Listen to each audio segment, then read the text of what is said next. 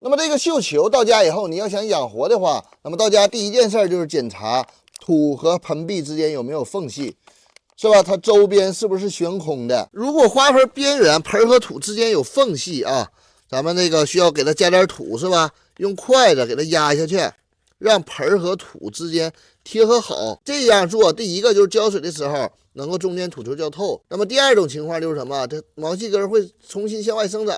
那么绣球缓苗的时候，第二点注意事项就是你要了解你家养花的一个劣势啊。室内养绣球的一个劣势就是干热晒啊，绣球它又非常喜湿。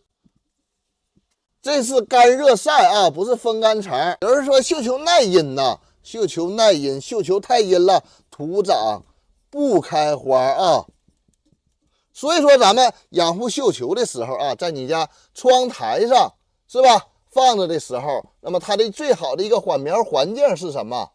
就是你家南阳台上面挡一个薄薄的那种隐丝纱帘，这种光照够用啊，也不是那么太晒。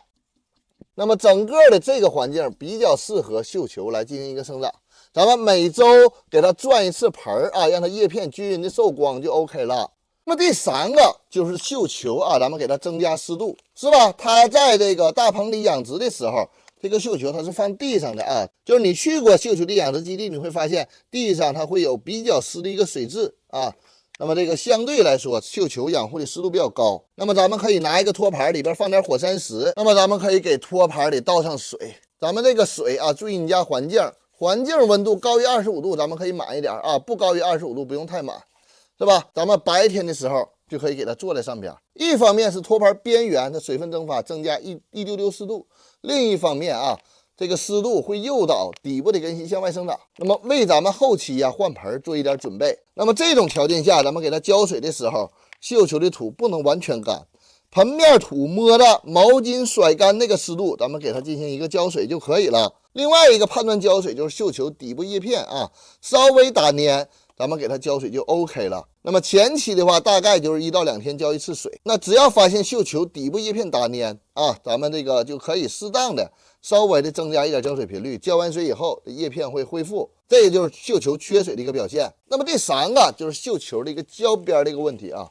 你局部环境过热，湿度过低的话，绣球的老叶会出现一个焦边，它体现在就是这个老叶它对新的环境不适应的一个状态，它会产生一些焦边。干燥了以后，缺过水以后，整体打蔫了以后，再去浇水，绣球边缘也会出现一些焦边，包括植物的花上也会出现焦边、黑斑啊这些现象。咱们平时给花去喷水的时候，花瓣上沾水，它也容易出现黑斑的一个现象。这些相对来说是比较正常的啊。绣球不要过多纠结于老叶，就是你把它老叶都给剃掉了，那么它也会从旁边去增加一些侧枝，长侧枝出来。